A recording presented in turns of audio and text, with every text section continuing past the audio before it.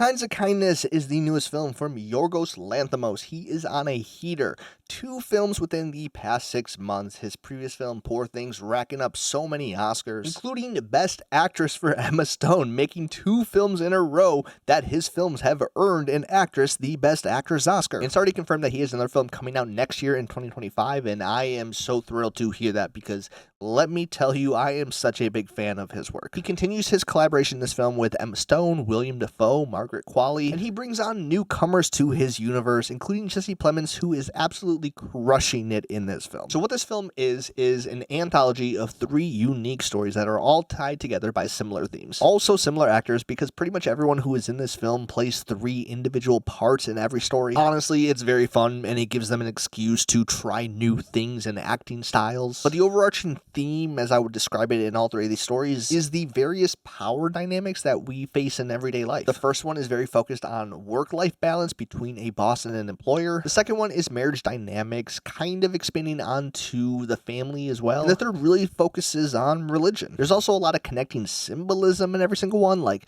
meat, dogs, feet. Honestly, it's difficult at times to differentiate what is supposed to be just a fun little callback or what has deeper meaning that actually ties all 3 of these stories together. But I think that's part of the charm of this film, is that you can definitely read into every single thing that's happening on screen, but I do think you also have the option to kind of just strap in, enjoy the vibe, even if you're not picking up on every single detail. And to me, that is something that Yorgos does so well, is create these preposterous worlds that serve as both a deep metaphor, but also just a fun, goofy time. The audience in my theater were laughing, they were gasping, and some people even walked out before the 3rd story even started. So I definitely think this film is going to have a wide spectrum of audience reactions, especially because it feels like it's going back to his original form. As weird as Poor Things was, it definitely was his most accessible to a mainstream audience. And this one is definitely a lot harder to swallow, and I will admit, it's not my favorite of his films. But I think because of how ambitious and bold and creative it is, as someone who loves art and loves film, I can't help but applaud him for